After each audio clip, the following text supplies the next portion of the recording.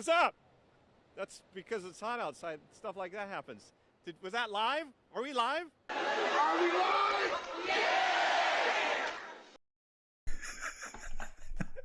This will be one of those days.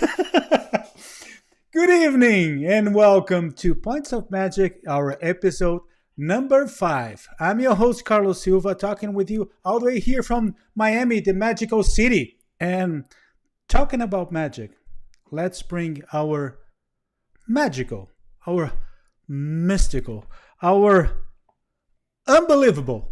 You're unbelievable. Jason Knapp. The amount of work you put into making that happen. Look. That's great. and you know, I heard one of these days I was walking and I heard EMF playing. So, that reminds me, Jason. Yeah. You know that those guys from the 90s, they're almost like a one-hit wonders. They had one hit called Unbelievable. I don't know if you remember that. I do. The second hit was I Believe. So I said, dude, make up your mind. Unbelievable, I believe. I think you got something going there. They clearly gave up. How are you doing, buddy?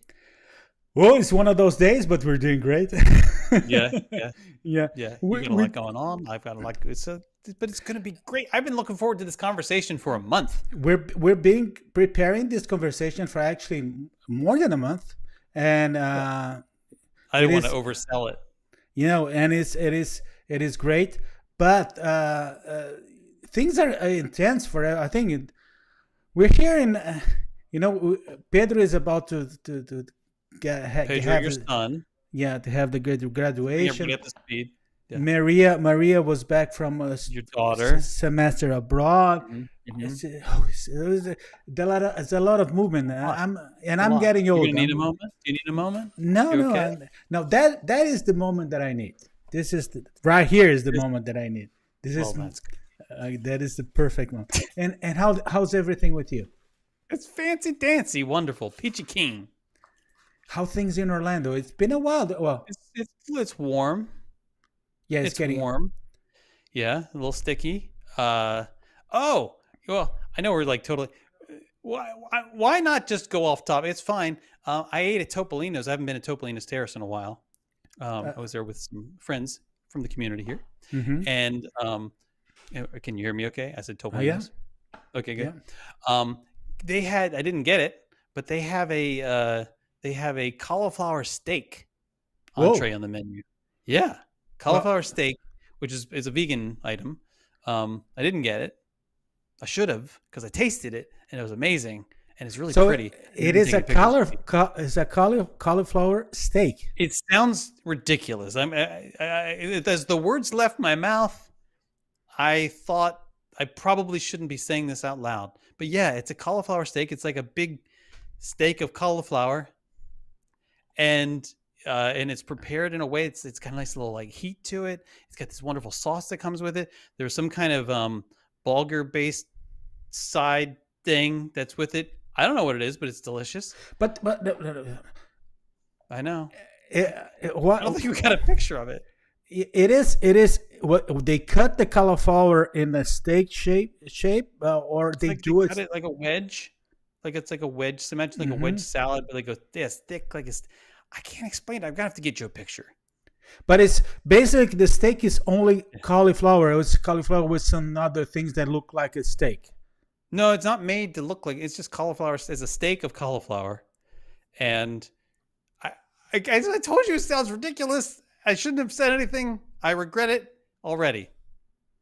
Okay, but it was delicious. I had a bite of it. It was delicious, and I got a pasta dish, which I'm not going to try to pronounce. It's basically crawfish and pasta.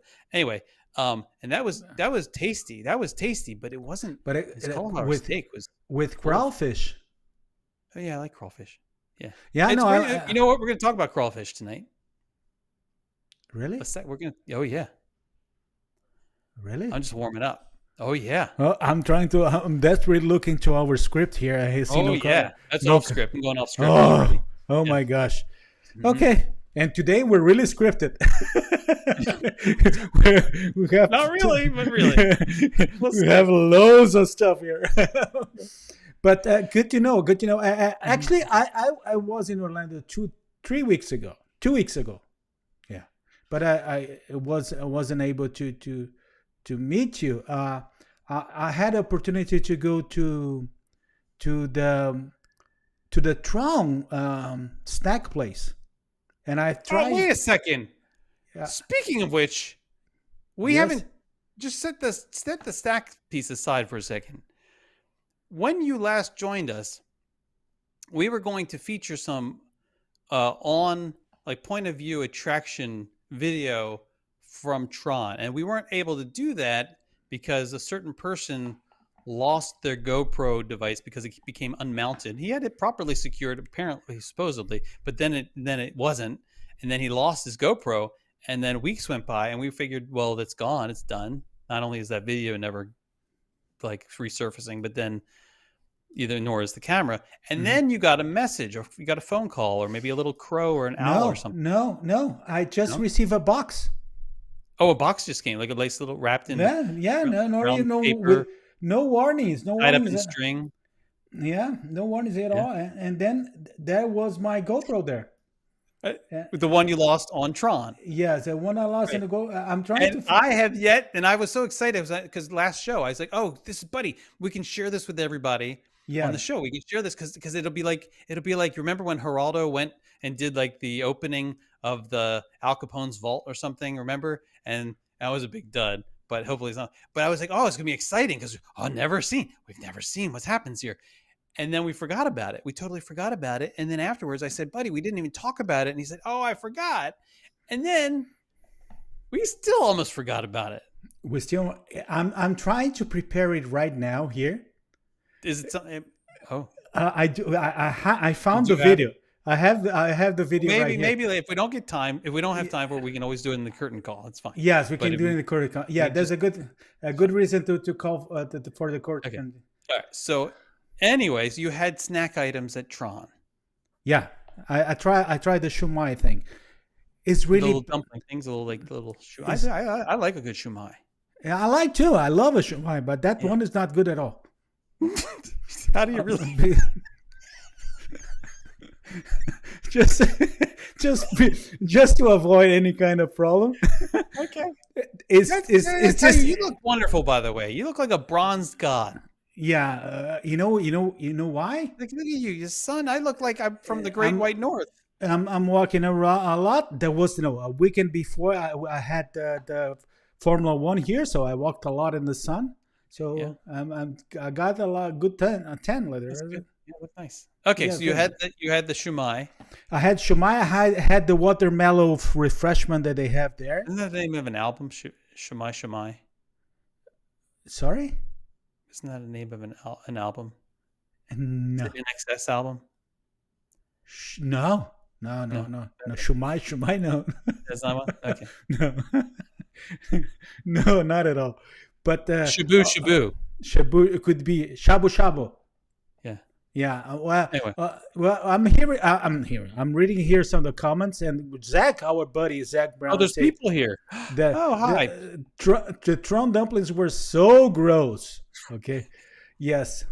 So let's first of all, let's say hi to everybody, buddy. You can. I feel bad. I didn't say yeah. I'm just gonna ignore Mary. So we have here. I would try it because people don't know I'm grounded. I'm not supposed to have the comments showing up here because I did a bad thing. But let's say hi to let me see if I can read everybody. Megan is here. Hi, Megan. Wendy, Kevin, Catherine, Dawn Brown is here. Let me see here. Oh my gosh, I lost the comments. Oh, okay. I'm just enjoying this. I'm pouring myself a beverage while you. That's great. Valerie's here. Marla, Catherine again. Michelle is here. Hi, Michelle. How are you?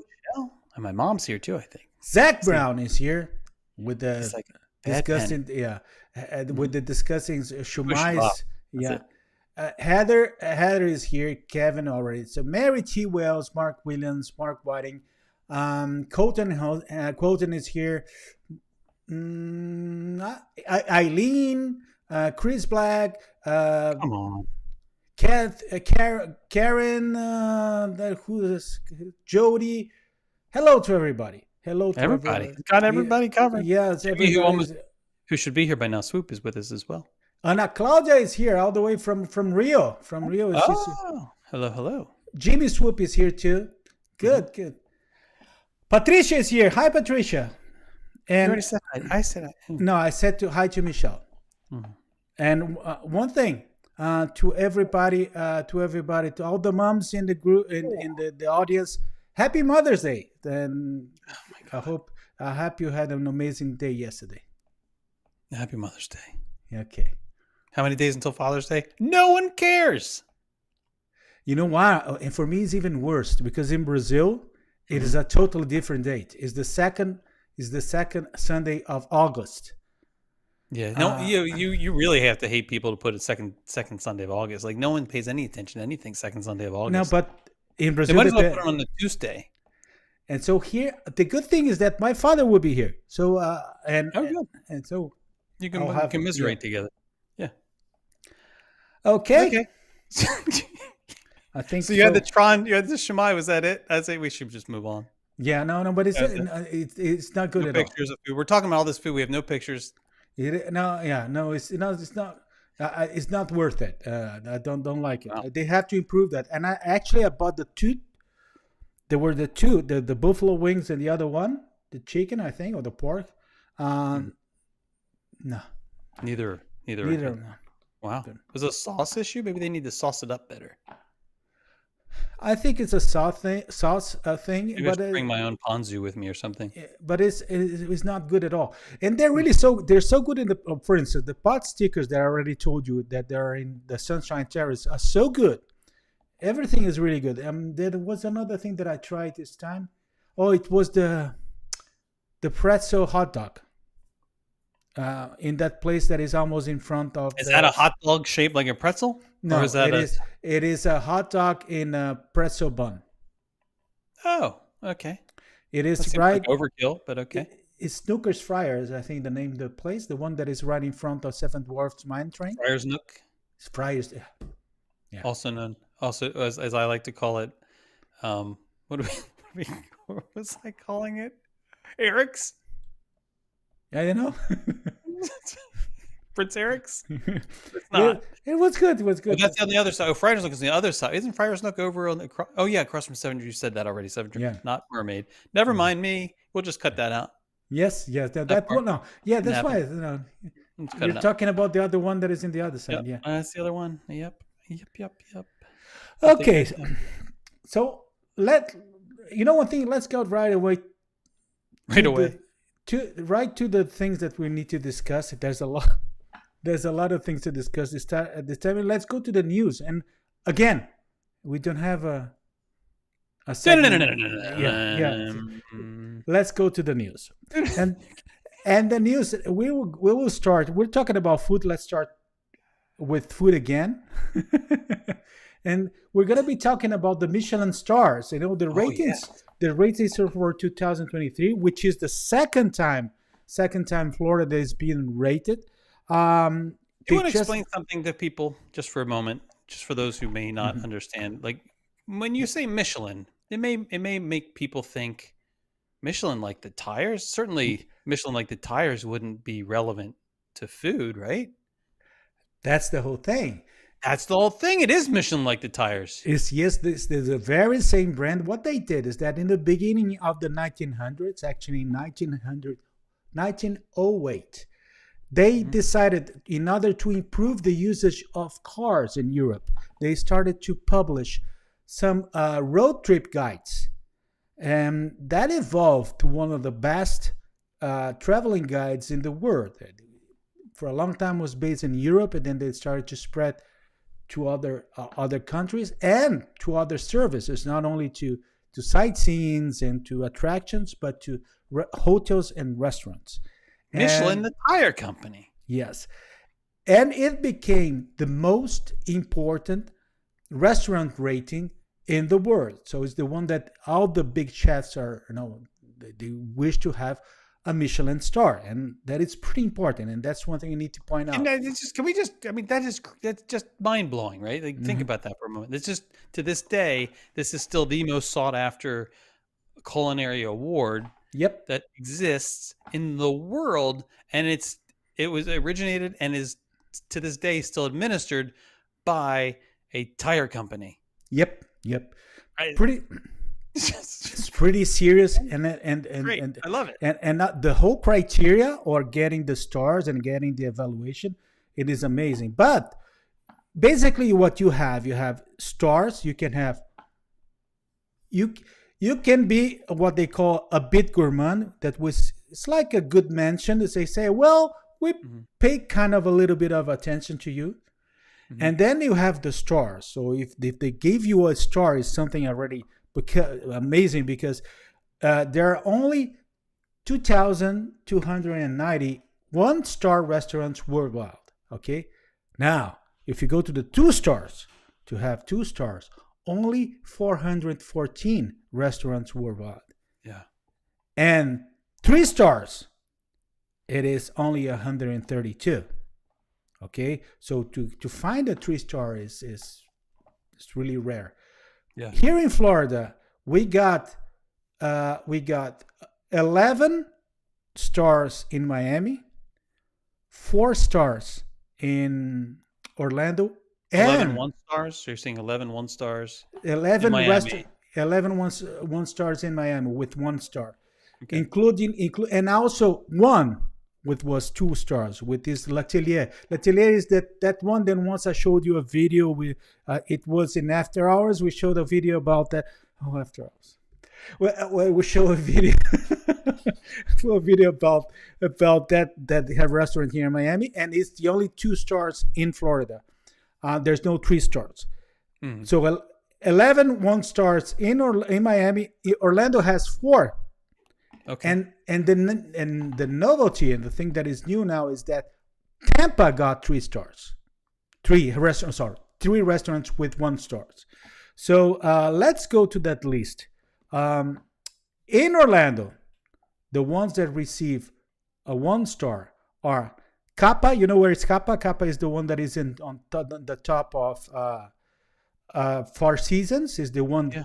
Is the one closer? Go. Yeah, I've already been there. I know you're like it is, fun and but it's in a long time. We need to go back because it is a nice place. It was a really nice place. So you have Kappa there. You have Cadence, and Sozeki. Both are kind of Japanese omakase places. So you have have to trust the chef. You don't pick and choose. So you sit there and say you're gonna eat this, and they're gonna love that. Yeah. So and you have Knife and Spoon that is from it is from a hotel. I think is JW Marriott or no Ritz Carlton. Ritz Carlton has the Knife and Spoon. Haven't been there either. Not in these 3 other ones here. I never been there. So Cadence, Knife and Spoon, and Sozaki, never been there. Okay. Sounds like we have goals. Yes, and then we had the ones in Tampa, which is really close to you. That is Koya, which is also an omakase place. Lilac is a Mediterranean place, and Rocca, which is an Italian restaurant. But the thing about Tampa is that Lilac received the best service in Florida, received an award, the best Florida service in Florida, and the best young chef in Florida is from a restaurant that is not a bit, it's only a bit gourmand. It's called and the chef is a lady called Christina Theophilus. I don't have I do have a list of the bit gourmands that we have in Orlando. Okay. Oh, Domo is one. Okay. Domo is one of the bit gourmands. The thing about the bit gourmands, and it's I like to point out, is that everybody was expecting that at least 2 Disney restaurants were supposed to be at least in the bit gourmand, but I think there was no time for them to be evaluated. That's what I think too. I don't think they because in time. Victoria and ours would at least supposed to be in this list here. For sure. But for sure. If not with one of the stars, but I think there was no time for them to be rated or to go through the evaluation. And the other one was supposed to be California Grill, but I kind of understand that why California Grill is not even in the Big Gourmand, because since the moment that they moved to the fixed menu, for the 50th. Is that changing, by the way? Because the 50th is over, so shouldn't they be getting a new menu? I hope, because it was such a special restaurant with the regular menu. The fixed menu is not something that I like in that place. Let's see. It is a lot better than the Tron Shumai, but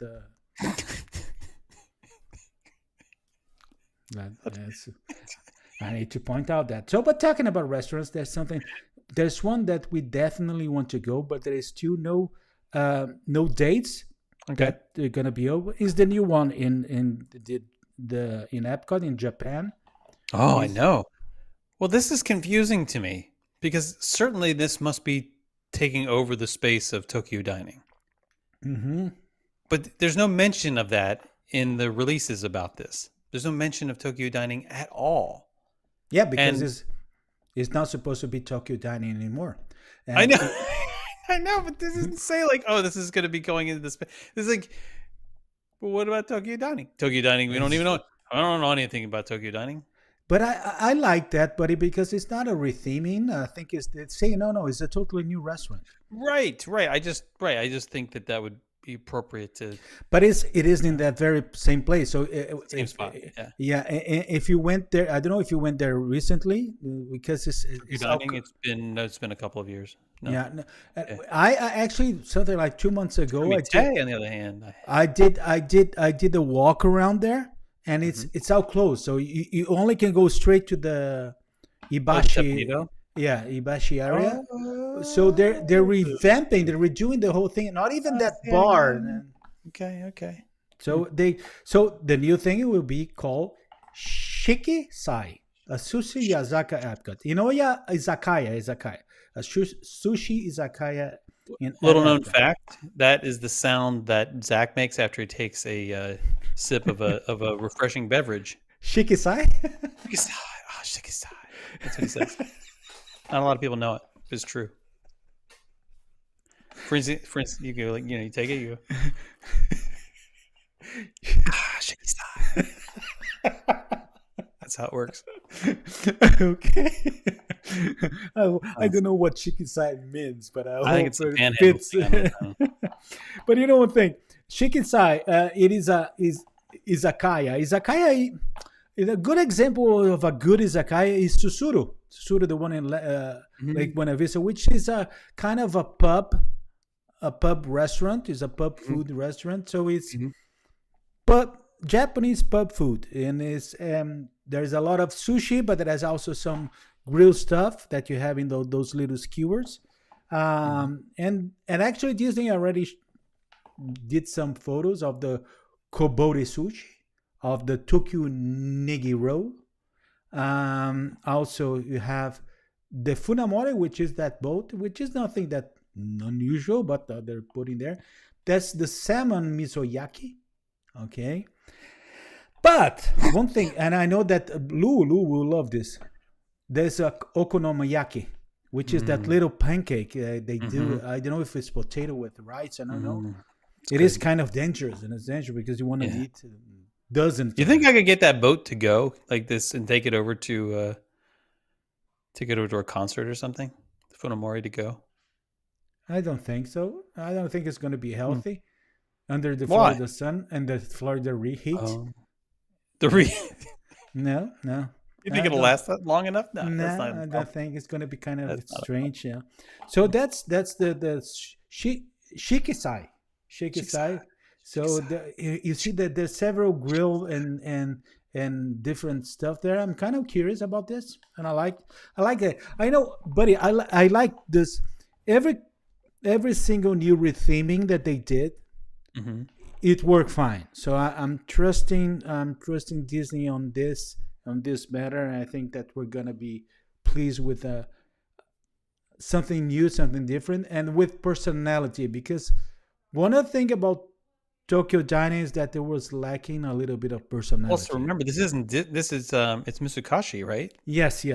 So yeah, they did Takumi Tape, people.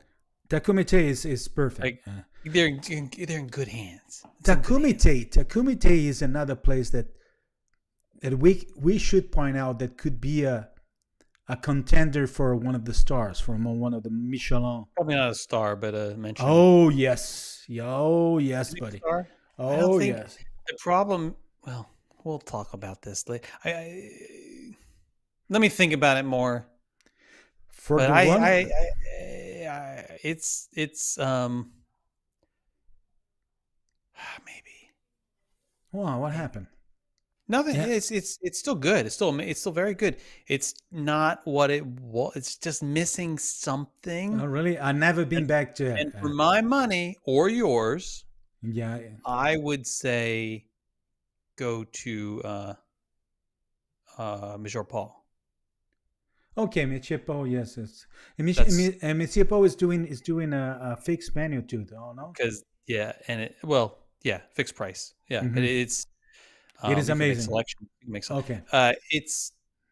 It's really solid meal. Mhm. Solid meal. And don't get me wrong, kumite is wonderful too, but it's even more expensive. Mm-hmm.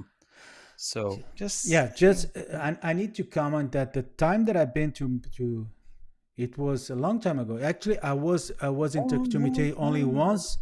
It was the second week of operation, so it was a little bit before the All Hell's Break Loose. Oh, hell's breaking loose. And I haven't heard. Yeah. That's for Kiss. kids. You know, that's Kiss. Okay. What Well, else you got in the news? I have something that came up with big news.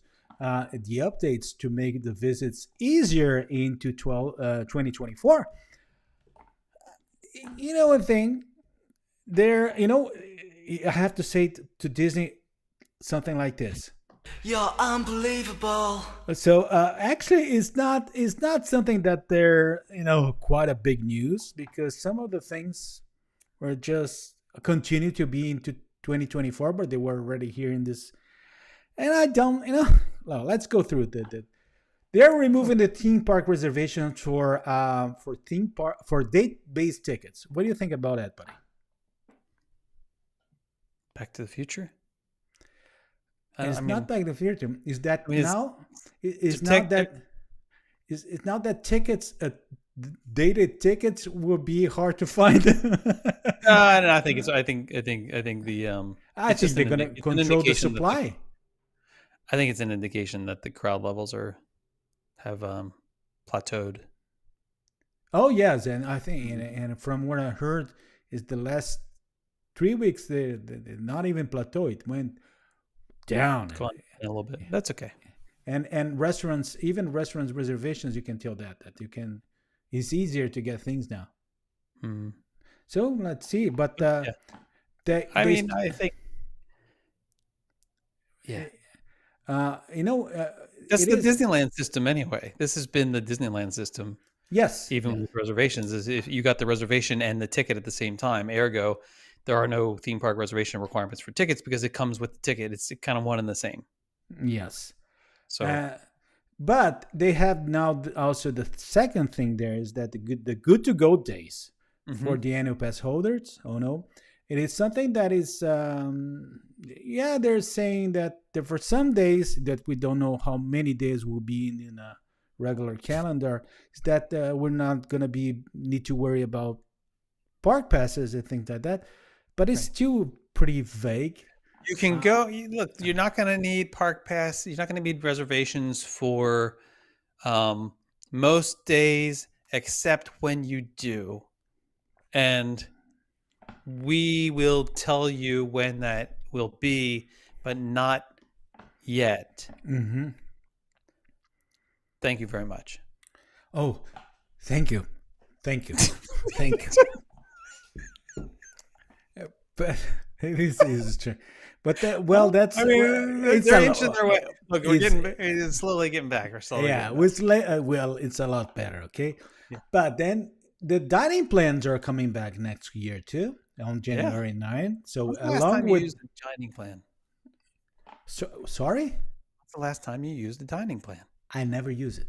You never did? Oh, okay. Mm. At least I did. We've used And it a few. how was it? It was a long time ago. Long That should time explain ago. it. I don't like the. I feel too tied down. I feel too. It's too. It's too constricting. I need some room. I need some room. Yeah, I don't like that. I don't like to feel limited. You know, you Mhm. get the thing, and then you're like, oh, I can have one snack. Jason doesn't. I may want 2 snacks or 3 snacks, and I know you can just pay for those. But there's something about just feeling the constraint of it. Yeah, you're right. You're right. You're right. No, I like to be free as a bird. Yeah, so I know it is a good deal. It can be a very good deal, and for those and it's very popular with some people and some families, especially since it allows for a little more control over, like for planning purposes around what you're going to spend and so forth. So I think it's and big news.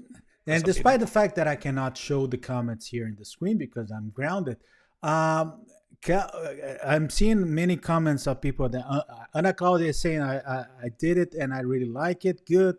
Yeah. It is, my opinion is totally biased because it's based with no experience. So I have to have that experience in terms of judge it better. But I never use it. So the fourth thing is the more time part time for Disney Resort Guest Hotel. More, it's funny because what they're saying here is that it's not they're gonna increase the number of minutes of hours of the early time entry. Is they're just saying that in 2024 they're gonna keep the same rules as 2023. Yeah. Don't mess with a good thing. Okay. Yeah, so just it's not going away. That's important. Yeah, but it is strange. You're flickering it a little bit. I'm worried now. Yeah, I can feel it. I'm feeling the flicker a little bit. Yeah, but I don't know what that's you're about. back. That's okay. Yeah. We're fine. Yeah, and then the fifth news is plan ahead with Disney Genie Plus service. We are working on ways to help guests plan with this Disney Genie Plus. The whole idea is that they're saying that we're gonna be able to plan before the park day. Buddy, I'm concerned. I'm concerned with that. I'm totally concerned with that because why? It You is always fast. could do that before. No, it's fast. It's fast. Fast pass. Fast Pass Plus. It's just right. It's fine. You're just going back to the way it was. We're just not No. saying that. Paying. We're gonna pay for it. Yeah. Yeah. It's Max Pass essentially. No, that's the But not the point. same day. You do it in a head. It's like That's the Fast whole. Pass meets Max Pass. They have a little baby. They think it's a genie. It turns out not to be, and it's just Max Pass Junior. And buddy, if you remember the whole story, how Fast Pass became a monster. Yeah, I know. It was exactly when they decided to, you're gonna plan ahead because any other park, including Disneyland with the Max Pass that everybody loves. Everybody loves. I know. It might change by then. Don't worry, it might change. That I'm worried with Give it a that. minute. Give it For a me, minute. that was the most worrisome news that I have. Is that people don't get me wrong. It's not that I'm a big fan of Genie Plus, but I'm a big fan of Max Pass in Disneyland. It used to be for me the best one. And one of the things the things that I think is fair is the fact that you only will be able to plan on the day inside the park. I think it's fair. Planning ahead, oh buddy, we're gonna start to see the Fast Pass Plus lines like 4 hours for It's a Small World. Maybe not. Yeah, I hope so. Don't worry so soon. Okay, it's only going to be only 1 year from here. Don't worry. Yeah. So much could change. We could have a different CEO by then. I don't think so. You never know. But then let's talk about ventures. And then when we're talking about ventures, let's talk about Venture by Disney. We do have so many new announcements in terms of itineraries, some special things that you asked me to put in separate cards here. So let's show. I love this one here. Colombia. Colombia, the central, going to the coffee region, to the Cartagena, and to. I love that. They should call Romancing the Stone. Oh, yeah. Who was it? It's Kathleen Turner and Michael Douglas. Michael Douglas. And a young Michael Douglas. I'm Romancing Stone. Who was Danny that? DeVito. Eddie Grant. Eddie Grant was the guy who sang that. The same guy. They came from Electric Avenue. Yes. Yes. When's the last time you thought of that song? I heard it like 2 days ago. But so they have a Central and South America with Bogota and coffee region. Colombia would be great. And I got to tell you, this is the kind of this is the Adventures by Disney that I could consider doing, because it goes to a place where I would not feel comfortable doing that on my own or assembling my own. Exactly. Yeah, Adventures, they're going to have really figured everything out and make sure everything's safe and so forth.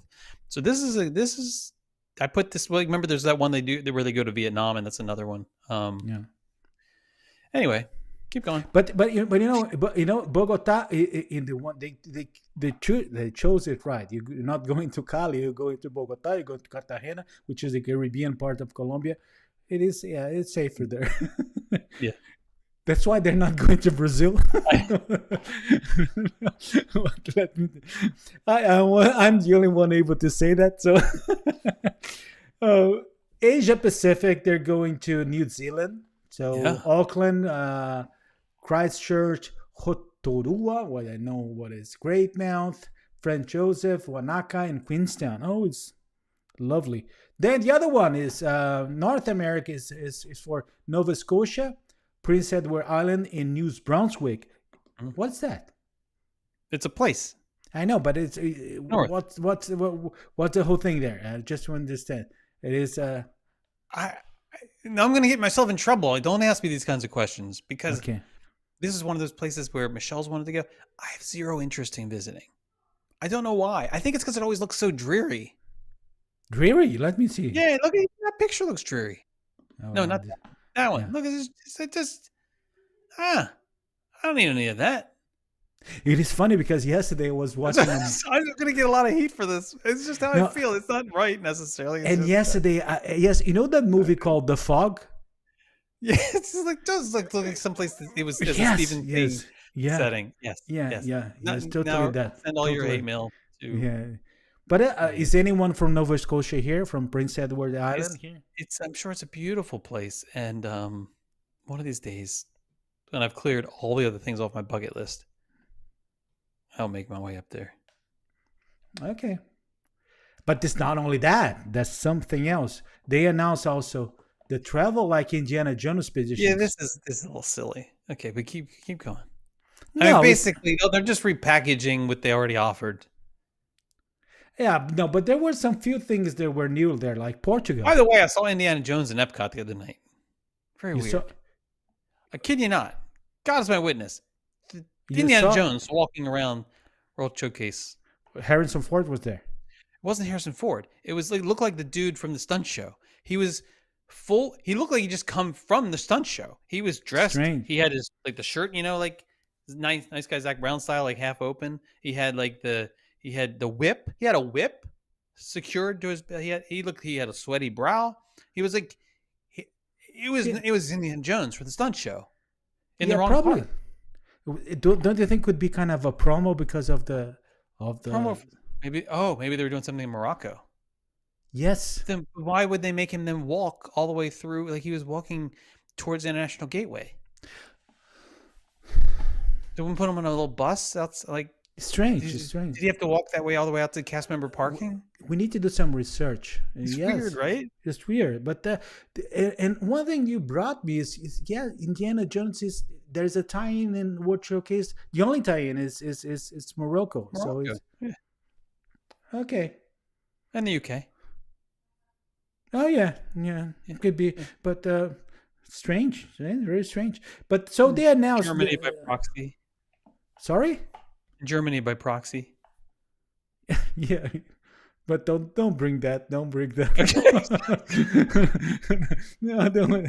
We better don't talk about that. No, we already had a. You're gonna have hate mails from I a lot of, know. from Nova Scotia, Brazil, and all that Yeah. stuff. No. Well, so they have that. So they have the travel like Indiana Jones. I like the whole idea. I think it's neat the way the AGB is tying up some IPs and some other even National Geographic idea thing. I like that. I like that. And bringing those ideas tied up with the whole AGB concept. Some concept is great. I think it's an amazing product, and I never did it. So I'm talking about again. I'm praising it, but without I have to do it sooner than later. Okay. Okay. So let's go. Let me see if I. Oh yeah, yeah. Because I have the whole script here, but we're not following the script. Yes. Let's talk now briefly about this. Oh. I know what you want. I was like, we're going to talk about architecture? Yeah. You're right. No, we had last week. We had the Walt Disney Company investor call, Earnings call. Yeah. the earnings call. Yeah.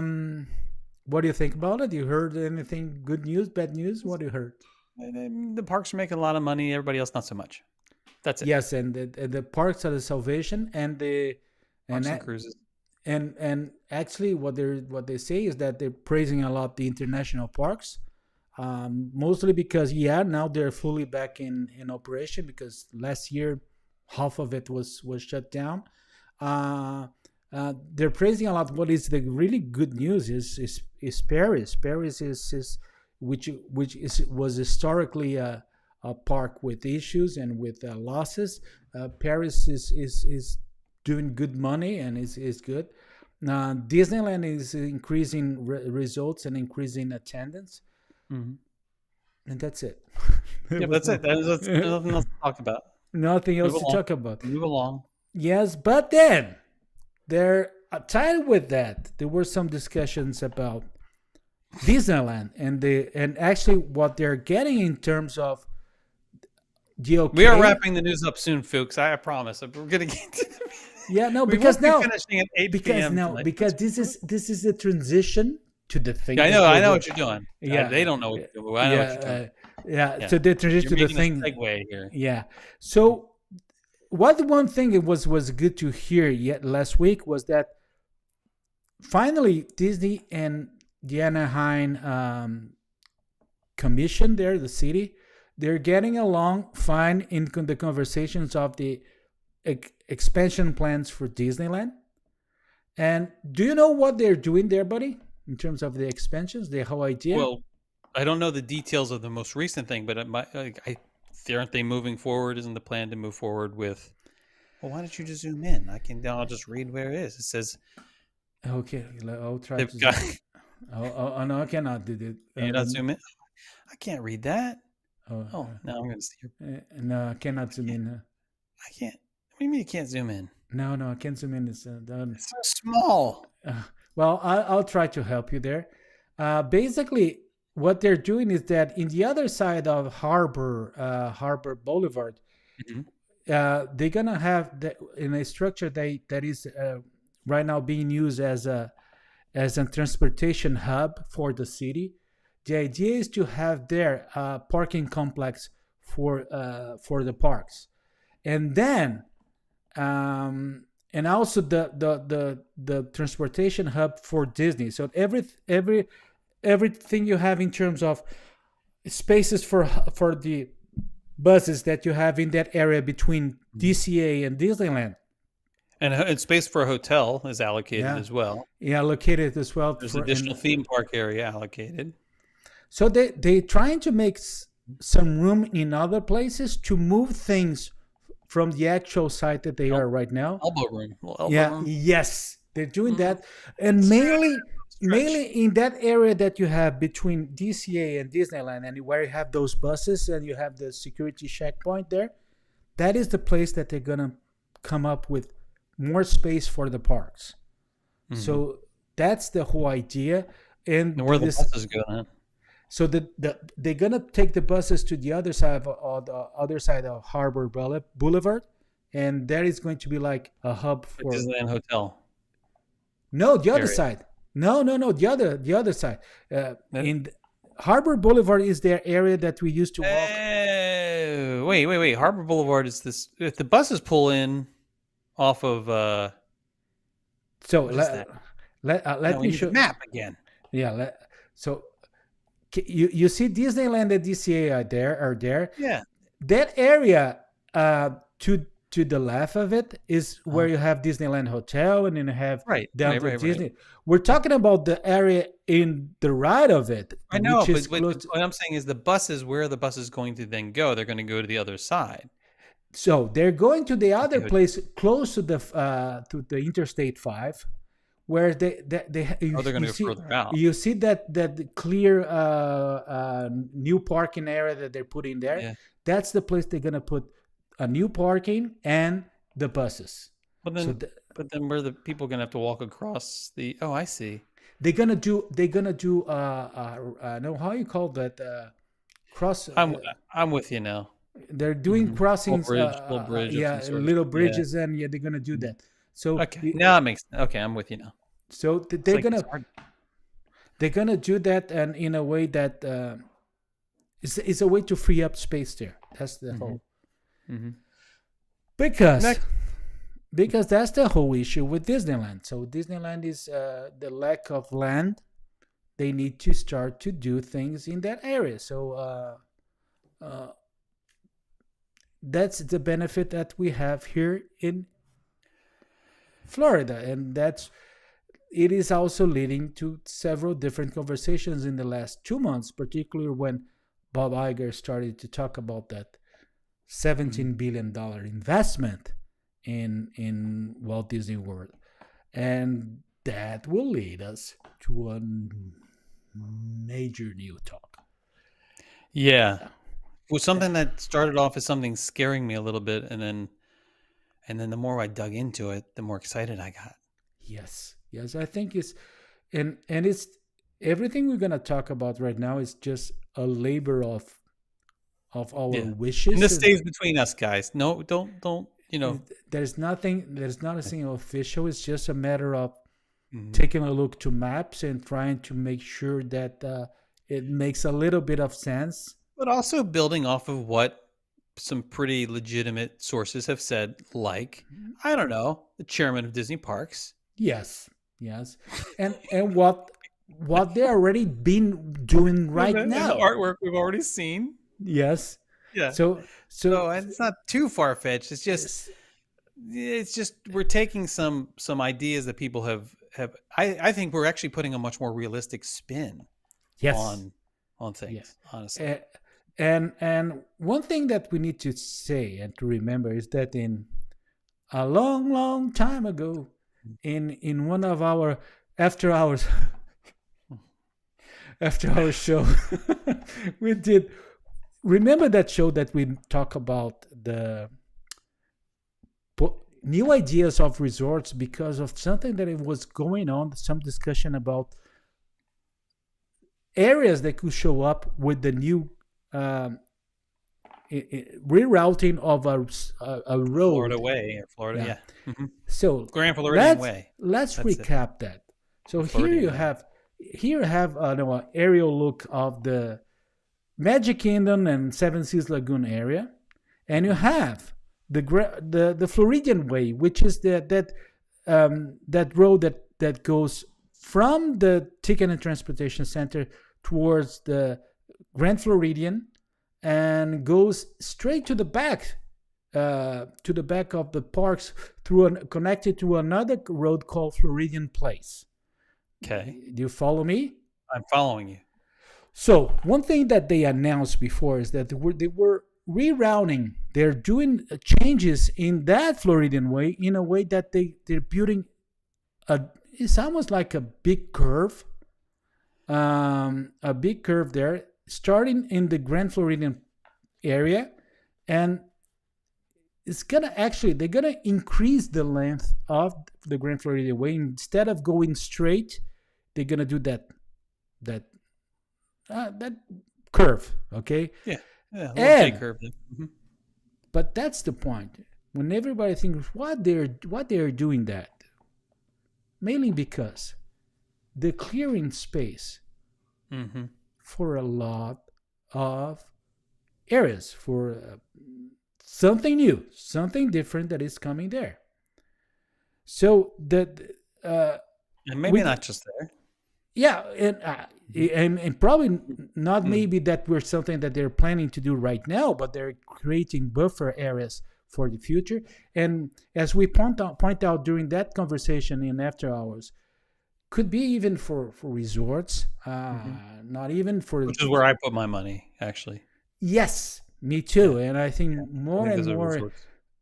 there's more and more talks about the way how good are the numbers and the experience of all the hotels that are next to parks. So we do have the one in California, we do have the one in Paris, we do have the one in Tokyo.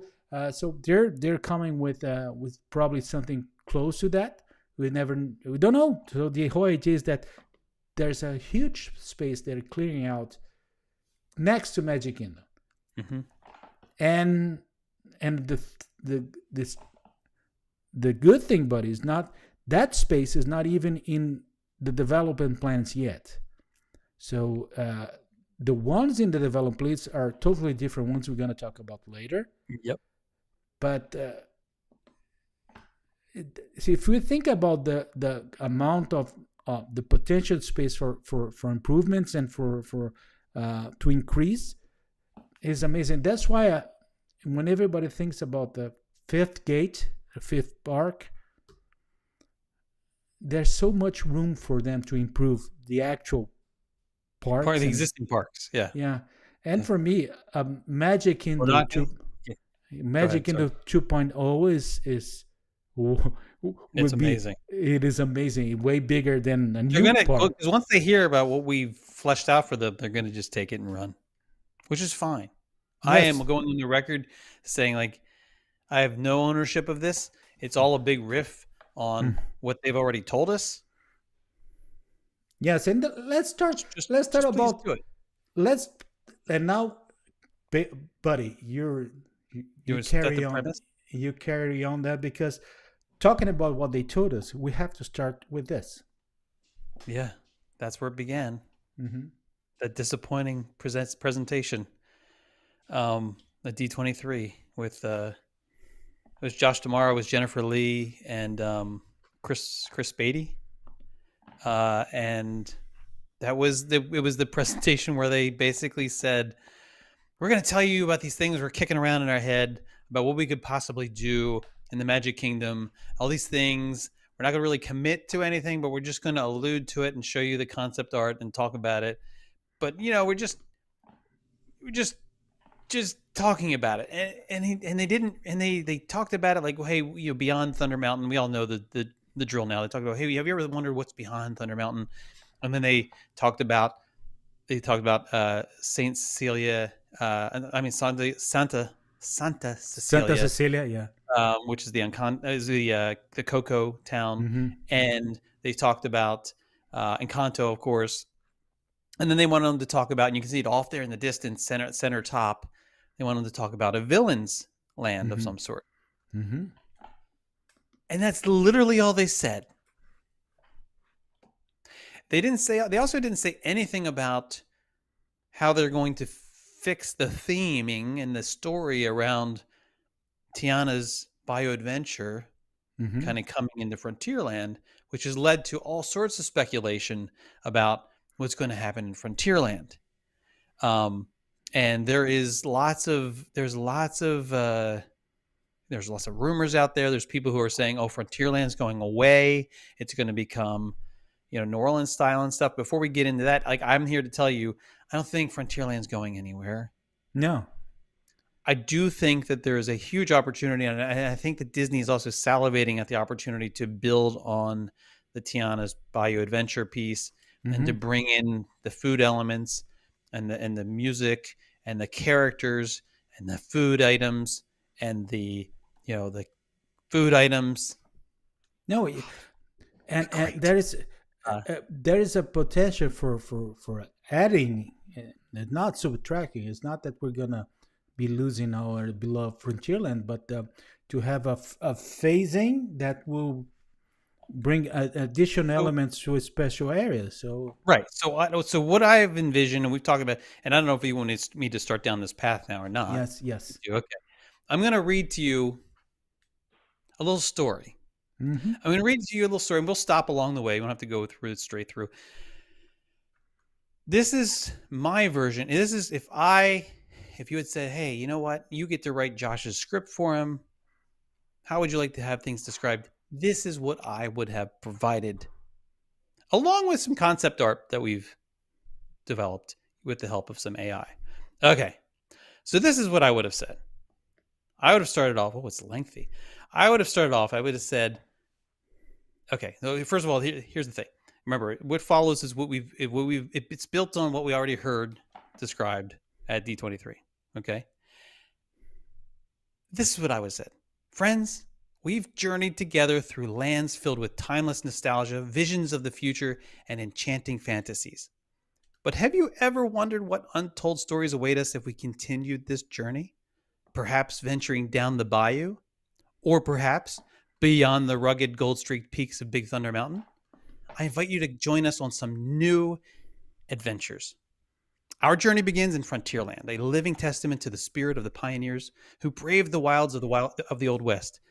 We travel along the mighty rivers of America, immersing ourselves in the heart of the country. And as we journey on, we find ourselves at a vibrant crossroads where two worlds merge. This is New Orleans Vista, a harmonious blend of the frontier's rugged spirit and the vibrant, irresistible culture of New Orleans. The tale woven here is one of the pioneering hearts. Here's one of the pioneering hearts taming the wild frontier, even as a bustling riverboat from the vibrant port city of New Orleans began making trips up the Mississippi, carrying with it not only goods, but a rich slice of the city's culture and memory. So the idea here is that New Orleans, this New Orleans outpost of sorts, is this place that is a junction point along the frontier, the edge of the frontier, which remember New Orleans was. Mm-hmm. And it was a hub of commerce and of culture and of all the things. And so this is sort of a nod to that point of nexus. Mm-hmm. So here, the cultural exchange here, it gave birth to the New Orleans Vista. And this is an enchanting fusion of Southern charm and frontier resilience. At the heart of the cultural melting pot stands Tiana's Outpost Cafe, a junction where the spirit of adventure flows as freely as the Mississippi itself. Replacing Pecos Bill's, the lively establishment blends the frontier's warmth with New Orleans' distinct gastronomy. But as a testament to the evolving frontier, Tiana's Outpost stands at this junction where weary travelers, hopeful prospectors, and adventure seekers converge to share their tales, rest their bones, and break bread. And the cafe also pays homage to its roots. Mm-hmm. So it provides nods to Pecos Bill's history. They're scattered throughout. Maybe it's old pictures or preserved sign or dish named in Pecos Bill's honor, celebrating the spirit of the ever resilient frontier. Okay. Now nearby, as we've talked about before, we can join Tiana and Lewis on a heartwarming adventure down to Bayou, in search of a key ingredient for our carnival celebration. And in essence, the New Orleans Vista area serves as this vivid tapestry of cultural exchange. And, it's this testament to the diversity of the influences that did shape the frontier and continue to shape America. And it's a stepping stone. It serves as a stepping stone for what lies beyond. So, as guests bid adieu to New Orleans Vista and venture further along the path, they find themselves immersed once more in the untamed wilderness of the frontier, with the promise of gold and adventure leading them toward the imposing silhouette of Big Thunder Mountain. Nice picture, by the way. And for my picture. No, let me insert a controversial interlude here. For a different kind of adventure, we can take a detour and board a raft to Pirates Lair on Tom Sawyer Island. But that's another thing. That's it. Save it because I'm just saying that's there. And I'm not going to give anything away by saying this. Here we can search for a treasure of a different kind, encountering rogue spirits and stealing a glimpse of what lies beyond the gateways into lands new and old. That's all I'm going to say. Okay. Yes. Okay, but Yeah. back on land here. Or we follow the path. We follow the call of the wild, so to speak, deeper into the Frontierland, towards the thunderous peaks of Big Thunder Mountain, ever beckoning the adventurous at heart. And as we crest those sun-baked spires, the desert wilderness gives way to the civilizing influence of a town, with the rocky spires of the mountain gradually giving way to an area of vibrant colors, heartwarming music, and a spirit of celebration. We are in the charming town of Santa Cecilia, Mexico, just in time for the Dia de los Muertos festivities, which of course is the Day of the Dead. Now, as you may remember our friends, the Rivera family from that wonderful story, Coco, here we join them in their celebration. So picture a quaint, charming town filled with vibrant colors and rustic adobe buildings, cobbled streets wind between stalls overflowing with marigold petals, candles, and colorful papel picado, which is the punch paper. And the celebration, the decorations are everywhere, setting this festive and welcoming atmosphere. And then, of course, there's a warm hum of Mexican music. There's laughter, familial chatter. And then there's a massive altar in the middle of town squares that's adorned with pictures and mementos and offerings. And then off to the right side is Rivera's family's shoemaking workshop that invites guests in for an intimate glimpse into Miguel's world. And this is where things get interesting, because in here we follow Miguel across a bridge of marigold petals. Okay, of course. Let me get. Oh, here. Okay. Which was this vibrant passage to the land of the dead. And the transition from Santa Cecilia to the land of the dead is awe-inspiring. It's mystical. It's like crossing a threshold into a fantastical realm while still feeling that warmth and charm of the Mexican culture. And Miguel here introduces us to our own magical alibre, the spirit animals. And our spirit guide and protector takes flight, soaring above and around the land of the dead. And there's towering multi-tiered structures that glow in a multitude of colors. They're connected by a network of fantastical bridges, as you can see. And there's music and there's laughter, and it's just wonderful. All the skeletal citizens of the land of the dead go about their business. And there's just this sense of otherworldliness to the whole space. It's just like being in that moment in Coco. And can you imagine what, like, you think Peter Pan's flight is amazing? Can you imagine soaring around? Oh, it'd be amazing. Okay. Yeah. But the journey doesn't stop there. From Santa Cecilia, we continue on and through a forested gateway of sorts, and hidden beyond which is the mystical land of Encanto. Now, what you see on the screen here, this is the house. This is the casa or casita. They use it kind of interchangeably. Casa is usually the house. Casita is like a small house. This is the house that the house in Encanto was modeled after. Here, the magic fills the air, and like the supernatural feels as natural as the summer breeze. And the homey sounds of the Madrigal family's daily life, fill the air, the rustling leaves, occasional magical phenomena. It's an amazing soundscape. Now we're headed to the Casa Madrigal, a living and breathing entity, of course, if you've seen the movie, at the center of the village. I never saw the movie. I cannot believe you haven't seen the movie. Demerits. And here, Mirabelle, you know about Mirabelle? You probably don't know about Mirabelle. No. Is waiting to introduce us to her relatives. Yes, even that one. Because we are going to talk about Bruno. Because here in this house, this is the best part of the house. Each one of us in this house, we get to discover our very own magical gift. Imagine that. You get to walk into a room and uncover a power unique to you. So this is like the experience. If you ever experienced that in the animation building in California Adventure, down in the Beasts library area, if you've experienced that, like, which character are you thing. Imagine that, but like having a room that's like changes based on your selections. It's really cool. Okay. Where next? Well, as we move on from the enchanting world of Encanto, the lush vegetation grows sparser. Oh, look, you got more pictures here. Oh, look, this is Encanto pictures. We can keep going. Yeah, but you have the Yeah, the, mo- it's nice. the Oh yeah. yeah. Right. Here's more street. It's just more like examples of what could be Mhm. All right. So the vegetation grows, and then the lushness maybe grows a little sparser. The vibrant colors are replaced by darker shades. Now, I'm stopping here. I was thinking to myself, now, how would you make this transition to where we're going next?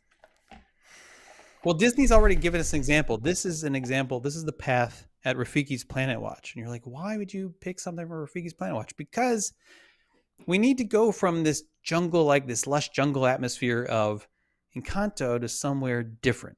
So as we move along, the vibrant colors are replaced by darker shades. And this cheerful music that we heard, it slowly morphs into a haunting, suspenseful melody. And we have then arrived at Villains Lair. It's darker. Oh, whoa. Oh yeah, sure. It's like this is again. This is an AI sort of creation of what it might look like from a distance. So what do you have next? Do you have the next? What do you have? What's up next? Oh yeah, again from a distance. From a distance. And then I have all the pathways because Yeah. Show the other pathway. because there is not only the way that you can reach it from. Oh yeah. from So here, cut back to Encanto. me for a second. Yeah, cut back to me for a second because I want to. The paths are important because you're telling a story as you go along the path, right? So, but first, imagine this realm. Imagine this villain's realm, where our beloved Disney villains ruled the roost, right? We know, and then we can imagine that's what Villains Land would be.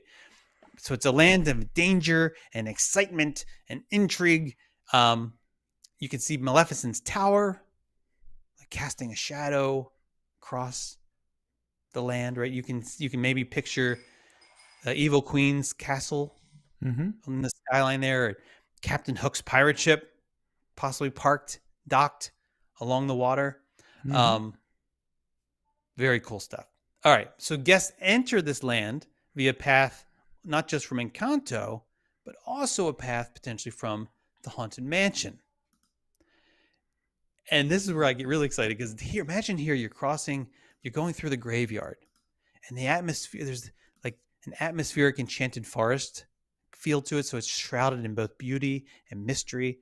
And it serves as this narrative bridge between the two areas. So slowly shifting from this ghostly ambiance of the Haunted Mansion to this nefarious dominion of Disney villains. Mm-hmm. And the forest here would be filled with these tall ancient trees whose thorny canopy arches are over around us, obscuring the sky. And maybe there'd be these sounds of nocturnal creatures and rustling leaves and distant like howls of whatever it is filling the air.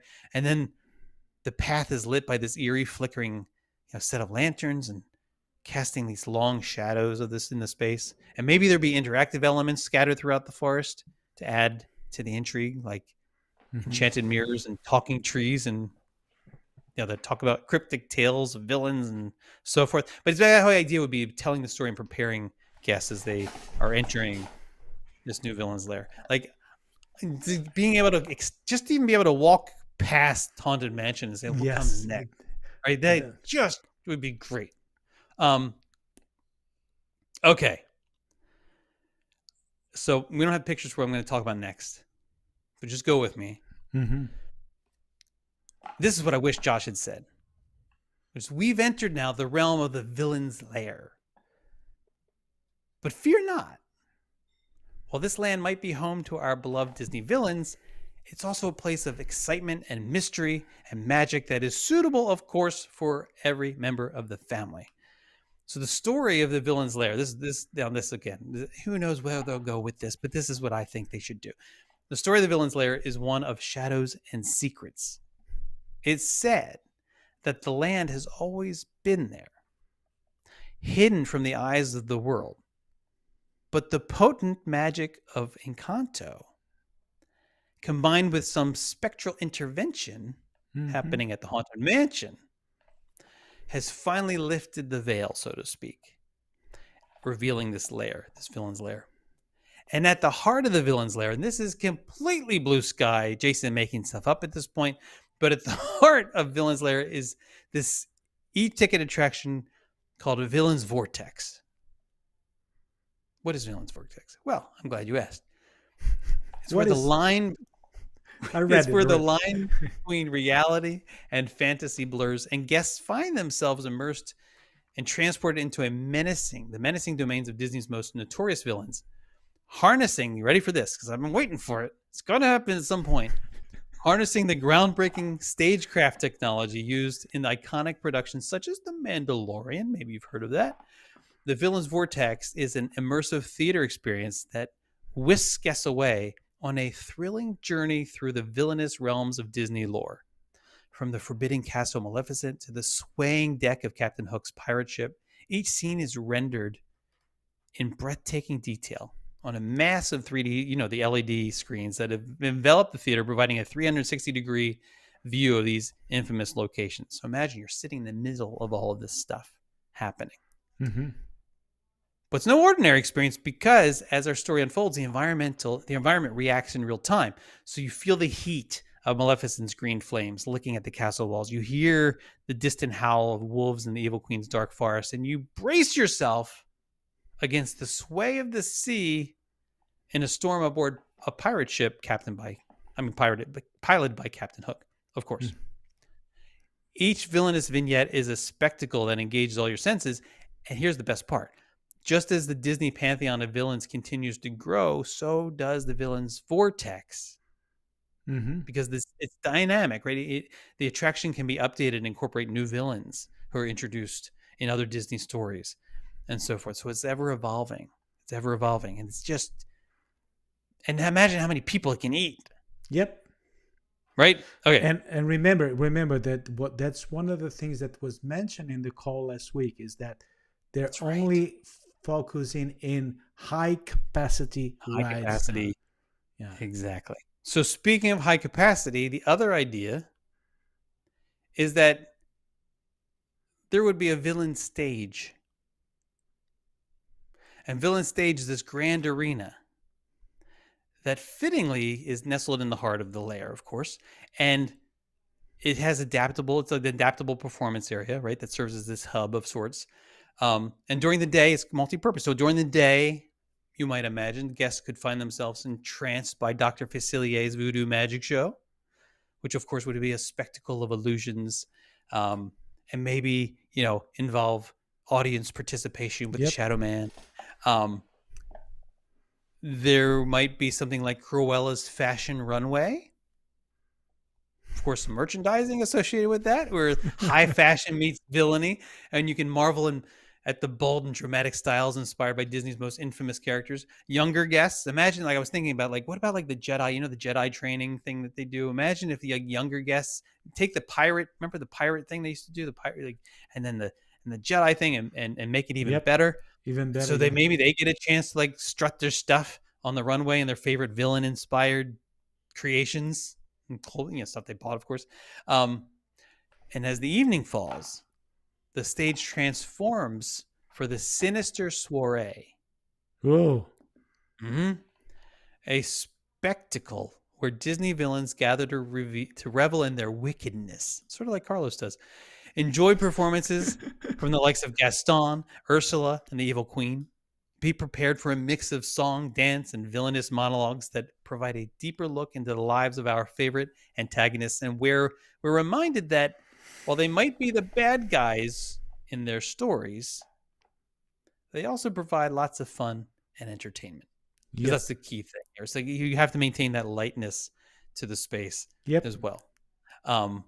So again, it's the idea that you can. It's exciting. It's intriguing. It's got this touch of wicked fun to it. And despite the ambience of the place, it still retains that family friendly feel to the whole land, right? So it's not it's spooky, but it's not scary. It's villainous, but it's not off putting. No, because the villains want you to be, they're trying, you've met the villains, you know how they are. They're not so bad when you meet them in person. It is amazing. It's amazing. right? Okay, so let me just cap this off. This is again what I wish Josh had said in closing. As we explore the frontier and journey beyond Big Thunder Mountain, we find that the spirit of Disney's Magic Kingdom continues to evolve, to grow, and to inspire. And with the welcoming charm of New Orleans Vista, the heartwarming stories of Coco and Encanto, and the thrilling allure of the Villains Lair, we are pushing the boundaries of what's possible in the realm of immersive storytelling. And these new lands not only offer guests an opportunity to step into the world of beloved characters and stories, but they also represent our commitment, Disney, to creating diverse, dynamic experiences that speak to the wonder in us all. Yada, yada, yada. Amazing. Yeah, I just wanted to get beyond the controversy of replacing the idea of having to replace or somehow retheme Frontierland. It just didn't sit well, and I don't think it makes a lot of sense. no. But you could definitely take advantage of that area around the Golden Outpost. Oh, yes. Moving up towards Adventureland. It fits with the theming of pirates being at the other end of this, because that's how it works with New Orleans Square and Disneyland. Yeah, and buddy, what everybody would like to needs to think about is that the area itself that we're talking about, it is already is not even the one that we're expected to have with the Floridian Way turnaround there. No, that area for Beyond the Thunder Mountain is already You'd be thinking there. like, no, this is where it gets controversial. It is what I have in mind. No, yes. It is already there. Yeah. As it is, okay, it is already enough room to build all the three areas, okay? Well, that I see in my mind, what you have pictured there is Coco, Encanto, and part of Yes. Villains. Because But there's a potential here. Let's remember about our beloved Tom Sawyer Island. And that area in yellow is exactly the area of the island that we have most, if not all, the current correct. And island. connected by a bridge there in the center. There's that waterway passes through. So the Fort Langhorne is the last thing, and you have some props and some things that they're valuable and precious to our Liberty Bell River journey. But if we take that area in red, oh, you only took that much? I was taking out all the way through the bridge. No, I took only. I took the whole kit and you know why? Because I imagine you would infill. You would infill all of that. You lose that part of the waterway, and then the Liberty Bell could still continue around the smaller island. Yes. I did thinking that it just crossed behind Fort Langhorne. The idea is then for us to have something like this. That will I would just extend it further down. We'll get to the back of the Haunted Mansion, which is that big white area there, and you have all this land to huge. Yeah, and look at the size of that compared to everything else there. Yes, just thinking about that for a second. It's more than it's more than a whole Adventureland. No, Fantasyland. Jungle Cruise is really big, but it is bigger than Fantasyland altogether. It's bigger than Fantasyland, and it's actually Fantasyland and Liberty Square altogether. I think, and for me to say that I think we should give up this part of Tom Sawyer Island, what Tom Sawyer Island means to me.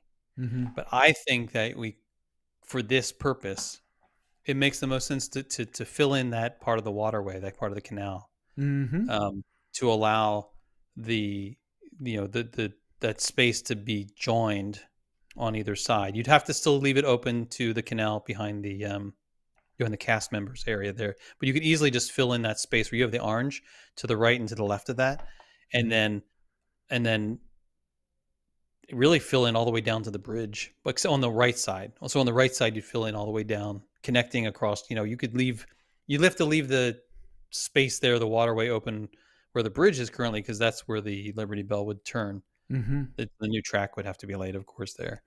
But I would be willing to see that happen, Carlos. I would be willing to see it happen, to see this level of expansion Without giving up any names here. Mm-hmm. I remember once when we were actually was during us actually an after hour show. We were talking about. Remember when they drain the rivers of America to do the usual maintenance that they do there, that they drain everything? There was a comment. I will not say who did it, but it's someone that I really trust. That they say that probably would be the last time they would drain the rivers of America to be as it is, because potentially we could have changes there, and that's the part of we're gonna see probably a lot of movements around. Do you have that shot that's a little further out? Yeah, that first one you put up. So the other thing I'd like to see them do, but they could totally do. It's north. It's actually be a little north of the property of Magic Kingdom. There you go. They'd have to run the road that the sort of access road that runs around the loops around Magic Kingdom. I would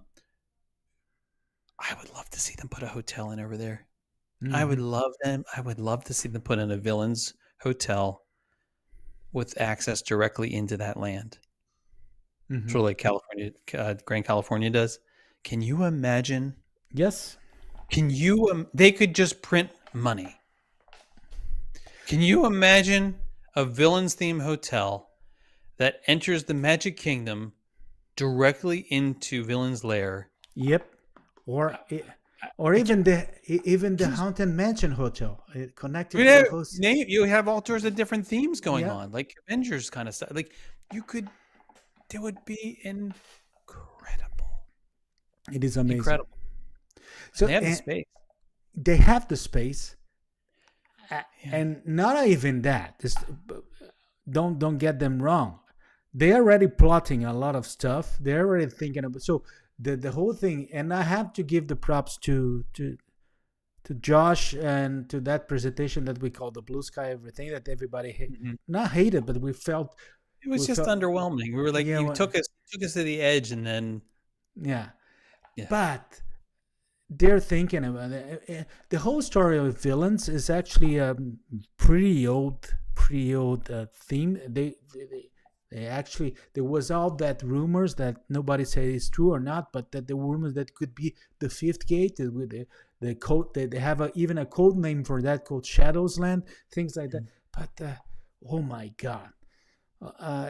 But the way that they're doing, so thinking about the whole thing, all the signs that they're pointing out to that, the development plan with areas already pointing out to areas that they already are ready to do. Because remember, Florida, you need to prepare the land to do things.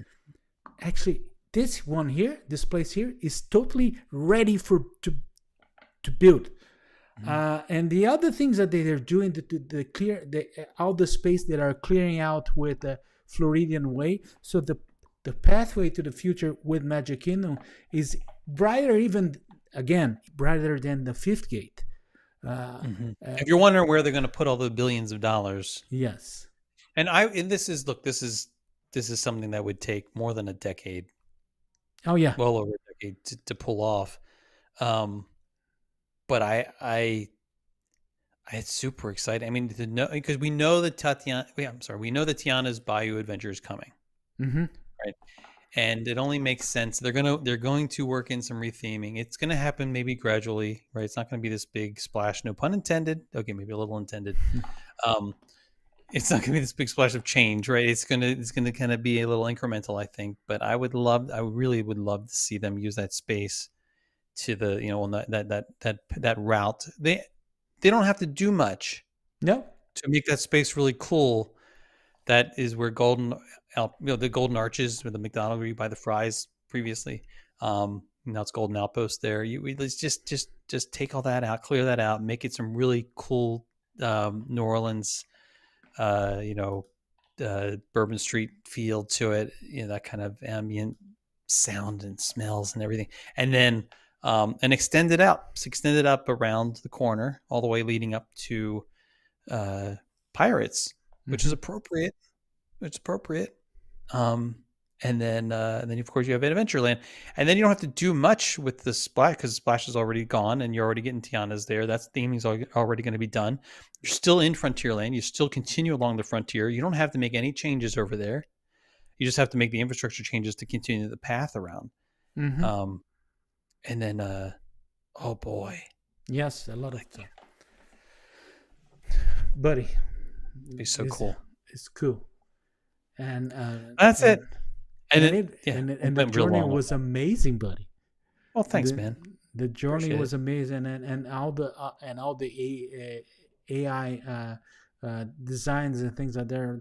Actually, my favorite ones are this one here. Let me show you. Everything was done in terms of this. Let me show you. Oh, this is amazing. The fast. It's pretty, right? Yeah. Again, it's built off of the path. The inspiration was the path that exists currently at Rafiki. It's gonna be so much fun. So I know we need to bring this to a close. We're going to do a curtain call for our cafe members. If you are not a cafe member, you're interested in sticking around for the conversation. If you're on a desktop or an Android device, you should be able to click the little join button below down there somewhere. If not, you can just go to herewiththemagic.com/join. It'll take you to the same spot. But we're going to talk more about this. Maybe show you some stuff I didn't show you here, like from the folder that says "Do not use," and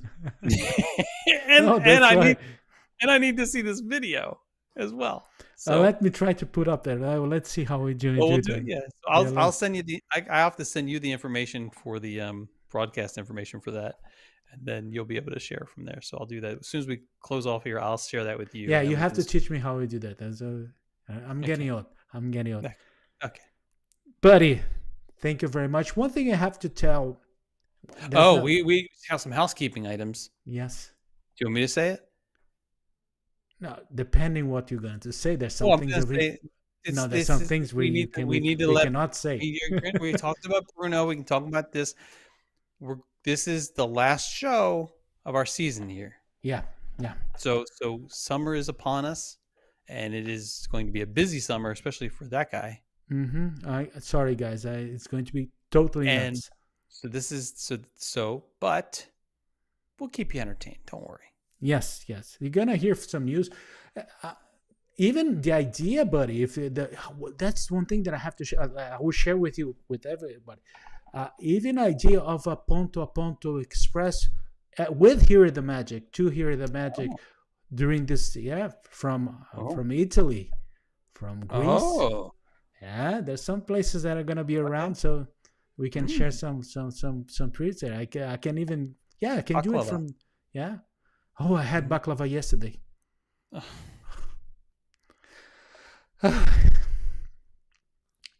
Whatever, buddy. Thank you very much. Thank you, buddy. And it was a great show. Yes, and see you after summer. A few minutes. Oh yeah, see everybody else. See you after summer. And the only thing I will say is see you with surprises. Okay. That's all you're allowed to say. Yes. Okay. Take care, buddy. Bye.